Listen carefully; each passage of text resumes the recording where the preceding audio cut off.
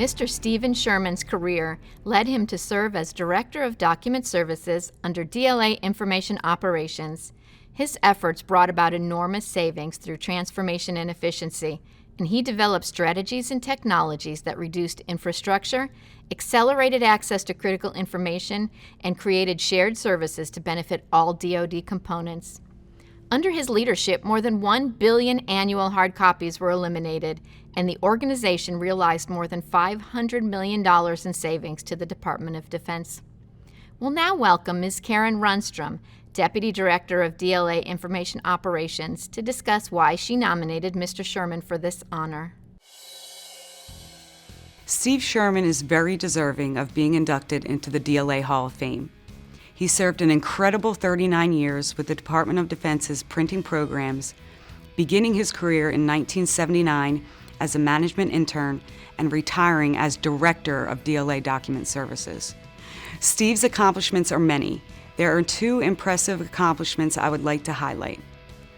First, in 2015, Steve led a remarkable rapid response to the Office of Personnel Management data breach by having Document Services securely and economically print and mail more than 20 million letters.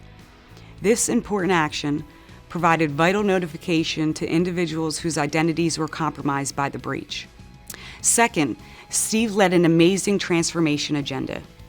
He and his team were successful in scanning and converting hundreds of millions of printed pages of documents and records across the DoD.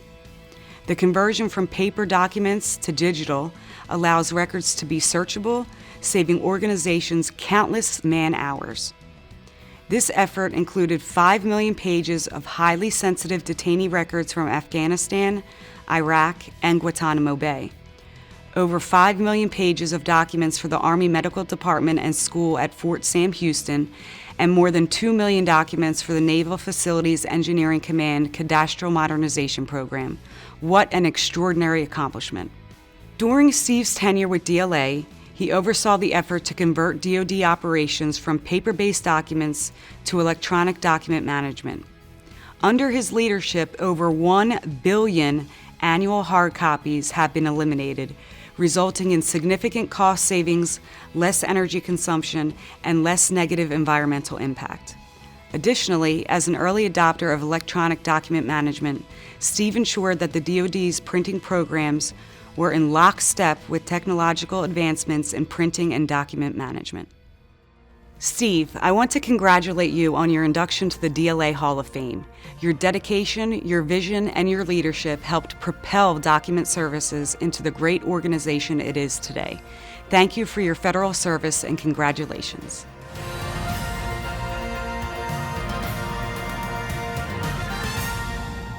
Thanks, Admiral Skubik, Brad Bunn, an old friend, Dr. Duchek, and another old friend, Richard Tebow, for this nomination and approval.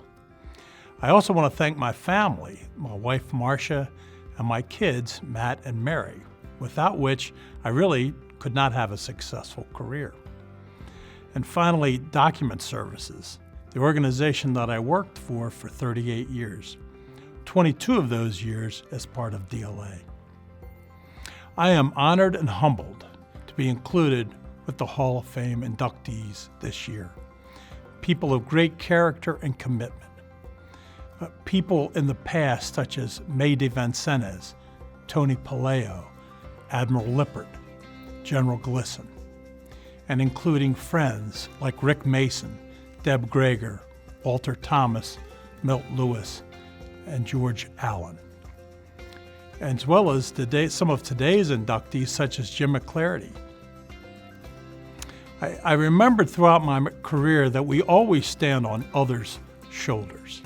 And I had mentors, Jim Cherney, John Snore, George Shaver, and others, as well as partners throughout my career like Max Strauss, Ann Barnes, Greg Shank, John Peterson, and Sean McGill. Throughout my career, I had guiding principles. I knew that I was running a government business and that I had to develop a culture of service. I was in the document business, which is a common denominator all across the Department of Defense and in every function. Indeed, we were involved at the White House as well as at the Pentagon. We had offices in both those locations as well as around the world. There were always three key groups that I knew I had to deal with. Number one was the customer. We had to bring value to the customer every day. And we had to make them want to come to us for our services. The second, of course, were the employees. They had to be nurtured and every day, and because they define who we are. Believe me, the leadership of an organization don't define the organization to the customer.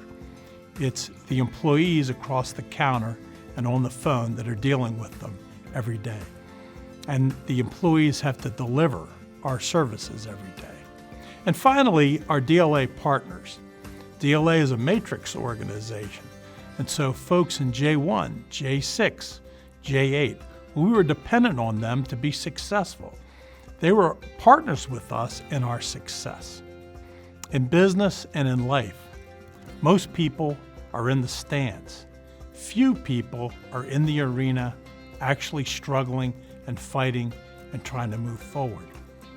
Teddy Roosevelt, in a famous speech, said that the credit goes to the man in the arena whose face is marred by dust and sweat and blood, who strives valiantly. Thanks for the honor and thanks for remembering me.